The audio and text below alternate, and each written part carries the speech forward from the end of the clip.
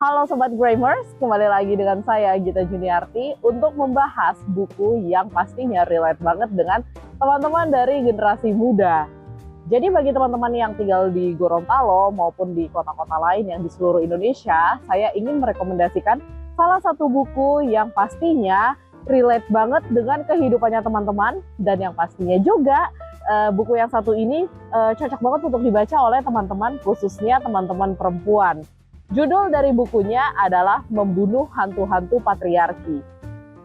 Buku ini ditulis oleh Dea Safira, kemudian tebalnya juga nggak sampai 200 halaman ya, coba saya lihat dulu. Sampai 193 halaman. Saya mau membacakan sedikit mengenai penulisnya. Dea Safira adalah perempuan yang lahir di Surabaya pada tanggal 24 Desember dan memiliki cita-cita sebagai astronot. Namun, karena lingkungan patriarkis, dia masih menganggap bahwa perempuan tidak akan bisa menjadi astronot. Sehingga mau tidak mau, dia terpaksa menjadi dokter gigi. Kenapa kalau di sini saya bilang relate dalam kehidupan sehari-hari? Karena di sini nanti teman-teman bakalan lihat ada beberapa artikel yang ada di dalam sini yang terdiri dari 3 bab. Bab yang pertama menceritakan mengenai pemikiran perempuan. Bab yang kedua, dia menceritakan tentang membangun cinta yang setara. Dan yang ketiga adalah membunuh hantu-hantu patriarki. Karena melihat dengan backgroundnya Dea Safira yang menjadi dokter gigi, maka di sini kita bisa melihat bahwa Dea Safira ini membuat artikel yang berjudul Peran Dokter Gigi dalam Upaya Memerangi Kekerasan Seksual. Kemudian ada juga judul artikelnya Dokter Gigi Bukan Istri Idaman. Nah, jadi bagi saya apa yang dituliskan oleh Dea Safira di dalam buku ini adalah pemikiran-pemikirannya dia di dalam kehidupan sehari-hari, hal-hal yang menjadi kegelisahannya dia, kemudian hal-hal yang kemudian membuat dia batal menjadi astronot maupun batal untuk melakukan hal di dalam kehidupan sehari-hari yang pastinya harusnya bisa dia raih, tetapi karena lingkungan patriarki yang menjadi dominan di dalam kehidupan sehari-hari, akhirnya dia batal untuk memperoleh hal-hal yang seharusnya ia peroleh. Nah, jadi di sini dari masing-masing 3 subjudul, saya ingin menceritakan mengenai salah satu artikel yang sekiranya mewakili dari judul-judul tersebut. Kita bahas mengenai dari bab pemikiran perempuan. Di dalam bab pemikiran perempuan ada satu artikel yang saya anggap menarik. Kamu bebas memilih riasan. Ada di halaman 69. Saya bacakan sebentar mengenai judul ini. Kamu bebas memilih riasan. Siapa sih yang tidak ingin terlihat paling cantik dan menawan di hari pernikahannya? Pastilah impian setiap orang menampilkan versi dirinya yang terbaik dengan atau tanpa riasan yang menor. Terlebih dalam sebuah seremoni ikatan yang suci dan sakral di hadapan teman dan keluarga. Tren riasan untuk perempuan hari ini pun sangat beragam, mulai dari riasan yang natural, minimalis, hingga yang penuh dan juga bisa mengubah bentuk wajah. Itu semua berkembang sesuai zaman dan bisa dipelajari. Nah, yang bisa saya tangkap dari Kamu Bebas Memilih Riasan ini adalah cerita-cerita dari Dea Safira ketika bukan cerita sih ya sebenarnya teman-teman, tapi mungkin lebih kepada opininya Dea Safira ketika melihat pernikahannya di Royal Wedding. Royal Wedding itu kan seperti misalnya nih Meghan Markle. Meghan Markle itu kan tidak memakai begitu banyak riasan ketika melangsungkan Royal Wedding.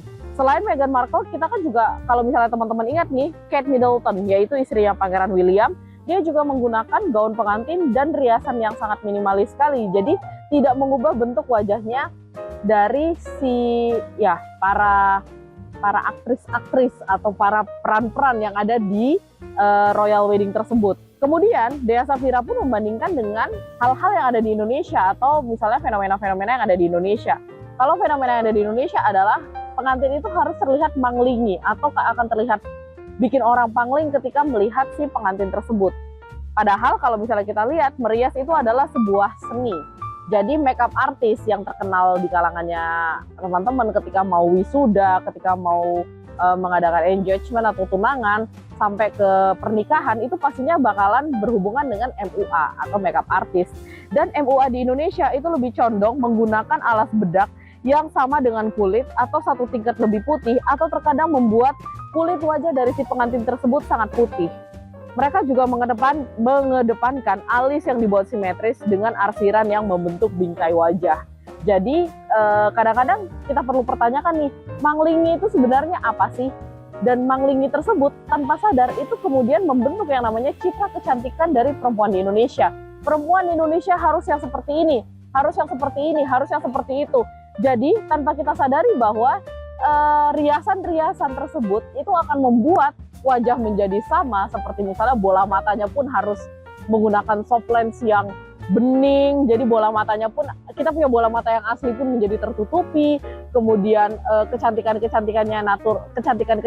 kita yang secara natural pun pada akhirnya pun menjadi hilang, atau bahkan kita bisa mengatakan bahwa kecantikan kita yang natural seperti yang harusnya ditampilkan secara utuh akhirnya menjadi manglingi dalam tanda kutip, bukan manglingi yang arah-arah seperti yang wah kamu cantik sekali, tapi kecantikan tersebut kemudian membentuk budaya yang ya dipahami oleh orang-orang bahwa gini loh yang namanya perempuan Indonesia, cantiknya itu harus seperti ini, dan itu melahirkan tuntutan-tuntutan bagi para perempuan Indonesia bahwa kamu itu nggak cantik kalau nggak begini. Nah kira-kira seperti itu. Pada akhirnya perempuan di Indonesia yang sebenarnya cantik kemudian merasa tidak cantik ketika tidak melakukan kegiatan-kegiatan seperti yang tadi dipersyaratkan, misalnya kegiatan yang harusnya seperti menggunakan kontak lens, kemudian menggunakan bulu mata palsu. Jika mereka tidak melakukan hal-hal yang menambahkan aksesoris tersebut di wajahnya mereka akan dikatakan kamu tidak manglingi, kamu tidak cantik, kamu tidak seperti cantiknya perempuan Indonesia secara dominan. Kira-kira seperti itu. Nah ini bukan hanya untuk MUA di seluruh Indonesia, kadang-kadang ada juga MUA yang menggunakan seni karena memang oh ini cantik nih karena bentuk wajahnya Anda ini bulat, nah, jadi lebih cocok tuh dengan riasan seperti ini.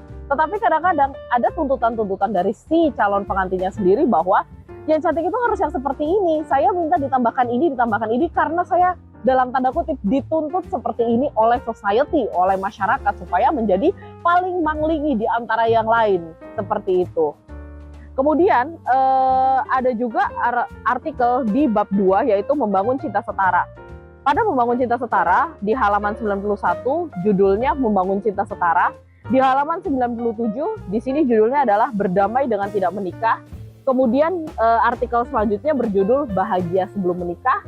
Cara ampuh mudah memilih pasangan, berhati-hati memuji tubuh seseorang, cara memuji tubuh seseorang. Dan artikel untuk kamu yang suka kirim pesan mesum. Dan yang terakhir adalah artikel berjudul Dokter Gigi Bukan Istri Idaman. Saya coba secara random dulu di sini memilih salah satu artikel yang ingin saya ulas bersama teman-teman. Mungkin kita akan lihat di halaman 101 bahagia sebelum menikah. 101 coba kita buka ya teman-teman. Nah di sini, oh iya di sini karena saya sudah pernah membacanya, saya jadi ya sejenis seperti flashback memori. Bahagia sebelum menikah. Di sini Dea Safira menceritakan mengenai kegagalannya dia ketika tidak jadi menikah dengan salah satu pria asing, pria bule lah bisa kita katakan. Di sini ada paragraf yang bagi saya bikin cukup buat saya untuk berpikir dalam jangka panjang. Kata-katanya kira-kira seperti ini. Ini sebetulnya pertanyaan mendasar bagi kamu yang kebelet nikah. Daripada kebelet tanpa pemahaman yang logis, lebih baik menyibukkan diri dengan ragam hobi, pekerjaan, dan ilmu pengetahuan yang bisa membuat kamu bahagia. Dengan begitu, kita bisa bahagia tanpa harus bergantung kepada orang lain. Jadi ingat ya teman-teman, apalagi yang cewek-cewek, yang perempuan-perempuan di seluruh Indonesia, kadang-kadang orang tuh akan mengatakan bahwa, kamu itu kenapa nggak nikah? Kamu tuh nggak bahagia kalau nggak nikah. Padahal di sini, saya setuju sekali dengan apa yang dikatakan oleh Dea Safira. Perempuan, kita bisa bahagia tanpa harus bergantung pada orang lain. Jadi perempuan-perempuan, kalian itu punya cara untuk berbahagia. Seperti misalnya kalian bersih-bersih, masak, membuat kopi untuk diri kalian sendiri, meraih kesuksesan, mungkin untuk teman-teman yang suka belajar, mungkin untuk yang hobi belajar nih, pingin S2, pingin S3, pingin nambah program profesi, itu adalah kebahagiaannya kalian loh. Bukan untuk dituntut oleh orang lain dan memenuhi tuntutan tersebut. Dan juga kalau bisa kita katakan bahwa menikahlah karena kalian itu benar-benar ingin, bukan karena udah umur segini harus begini dan lain sebagainya. Dan juga Dea Safira di sini mengatakan anehnya sudah tahu bahwa menikah itu nggak bahagia dan sudah dikekang selama pacaran, malah lanjut ke jenjang pernikahan. apalagi belum paham dengan apa yang namanya undang-undang perkawinan. Nah, di sini dia menceritakan bahwa banyak perempuan yang ternyata tidak bahagia dengan pasangannya sebab sejak pacaran si pasangan cewek dan cowok tersebut sudah mengeluarkan berbagai macam ragam tuntutan dan pengekangan. Padahal ceritanya kan statusnya masih pacaran, tetapi sudah dikekang dan ternyata dilanjutkan sampai ke tahap pernikahan. Nah, disinilah yang dibahas oleh si Dea Safira pada bab membangun cinta setara. Kemudian bab yang terakhir yaitu membunuh hantu-hantu patriarki. Nah, karena saya berprofesi sebagai dosen ilmu komunikasi, maka di sini saya ingin membacakan salah satu artikel, bukan membacakan ya, tapi mungkin menceritakan yang berjudul Media Bentuk Tubuh dan Hasrat Seksual Perempuan. Kenapa saya sangat ingat sekali dengan artikel yang membahas mengenai media bentuk tubuh dan hasrat seksual perempuan? Karena di dalam artikel tersebut beberapa media itu membentuk judul yang sangat mengobjektifikasi tubuh perempuan. Misalnya nih, ada salah satu media, saya lupa nama medianya apa, tapi dibahas oleh Dea Safira di dalam buku ini. Mereka menceritakan, mereka itu maksudnya si media tersebut ya, menceritakan seperti ini. Perempuan dengan bentuk tubuh yang seperti ini, hasrat seksualnya tinggi. Perempuan dengan bentuk tubuh yang seperti ini, hasrat seksualnya rendah. Dari mana mereka mengetahui hal itu? Katanya dari penelitian. Penelitiannya itu seperti apa? Ternyata isi dari penelitian tersebut itu bukan kalau kita bahas di dalam riset, populasinya itu ternyata bukan perempuan-perempuan yang bentuk tubuhnya seperti itu, tetapi ternyata penelitiannya itu misalnya berbahasa Inggris kemudian diterjemahkan menjadi yang lain dan hasilnya terjemahan yang ternyata tidak dibaca secara semuanya, secara keseluruhan dipakai untuk menjustifikasi tubuh perempuan. Jadi akhirnya dikatakan bahwa perempuan dengan tubuh yang seperti ini itu hasrat seksualnya seperti ini, perempuan dengan tubuh yang seperti ini mereka memiliki fetish yang seperti ini, dan itu semuanya dibahas di dalam artikel yang berjudul Media Bentuk Tubuh dan Hasrat Seksual Perempuan.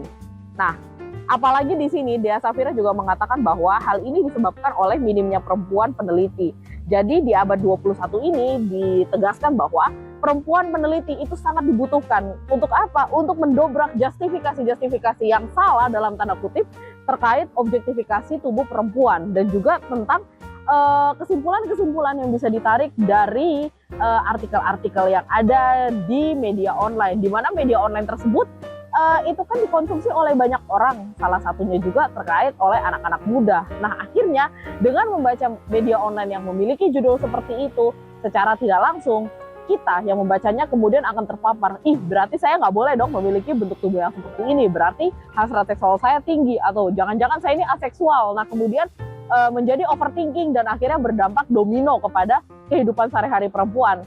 Gimana sih dampak dominonya? Dampak dominonya adalah akhirnya perempuan itu memaksakan diri nih, tubuh saya harus seperti ini, berarti saya sebagai perempuan harus begini, dan harus begini. Padahal itu adalah bentuk justifikasi yang mungkin hanya diambil ketika si peneliti itu membaca cuma bagian kesimpulannya doang. Bukan peneliti ya, sorry saya mau ralat. Mungkin dari jurnalisnya hanya ngebaca kesimpulannya doang, dia nggak membaca semuanya sampai metode penelitiannya, nggak membaca teorinya, dan nggak membaca rumusan masalahnya. Tiba-tiba langsung, wah ternyata perempuan dengan bentuk tubuh seperti ini memiliki fetish yang begini. Kemudian itu dijadikan oleh si jurnalis itu menjadi search atau jadi bahan berita dan kemudian dipublikasikan di media sosial. Bayangkan, untuk menaikkan viewers, akhirnya media-media online tersebut membentuk hasil dari penelitian itu menjadi sebuah wacana yang kemudian diyakini secara masif, secara massal oleh perempuan yang ada di Indonesia. Kira-kira seperti itu sih teman-teman artikel-artikel yang ada di dalam membunuh hantu-hantu patriarki. Jadi saran saya untuk teman-teman terutama yang perempuan, kalian itu cocok banget untuk membaca buku Membunuh Hantu-Hantu Patriarki. Karena apa? Karena tanpa sadar setiap harinya kita sebagai perempuan itu sudah dijustifikasi, sudah diarahkan menuju ke arah yang seperti A, B, C, D.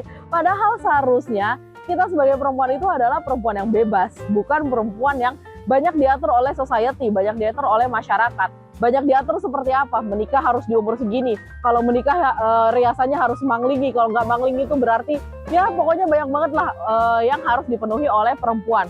Bahkan bentuk tubuh perempuan yang memang sudah menjadi gen sejak lahir, kita punya genetik seperti ini loh sejak lahir, tetapi dituntut lagi oleh masyarakat. Dan seperti apa tuntutan tersebut dibentuk? Dibentuknya ya dari itu, media, dibentuk dari tuntutan di media sosial dan lain sebagainya. Makanya teman-teman kalau saya kasih skor buku ini tuh ya boleh jadi 9 lah, karena isinya itu sangat relate dengan kehidupan kita sehari-hari. Selain itu bahasanya juga sangat sehari-hari banget. Apa ya bahasa sehari-hari banget itu? Kalau bagi saya bahasanya itu tidak terlalu formal, tidak terlalu susah, tapi membuat kita akan kayak, oh ya ampun, ternyata seperti ini pembahasannya tentang perempuan. Kira-kira seperti itu. Belum lagi pemikiran-pemikiran Dea Safira yang sangat kritis di dalam buku ini. Jadi bagi saya, untuk teman-teman teman-teman yang sudah melihat video ini, saya sarankan untuk mulai buka aplikasi Oren atau Ijo untuk membeli buku ini yang berjudul Membunuh Hantu-Hantu Patriarki. Terima kasih teman-teman Grammar sudah menyaksikan video kali ini. Silakan tinggalkan pesan, tinggalkan komentar. Kira-kira apa nih untuk buku-buku yang bakalan dibahas di konten minggu depan, konten 2 minggu depan, konten bulan depan. Kira-kira seperti apa sih yang diinginkan oleh teman-teman dari Grammility. Bu, saya mau bahas nih Bu, mengenai buku tentang pemasaran, tentang ekonomi, tentang bisnis. Soalnya Ibu Gita bahasnya buku gender terus. Silakan ditinggalkan di kolom komentar. Jangan lupa teman-teman untuk like dan subscribe, karena kita bakalan membahas mengenai buku-buku lain yang tentunya akan sangat relate dengan teman-teman dari penonton sekalian. Salam literasi.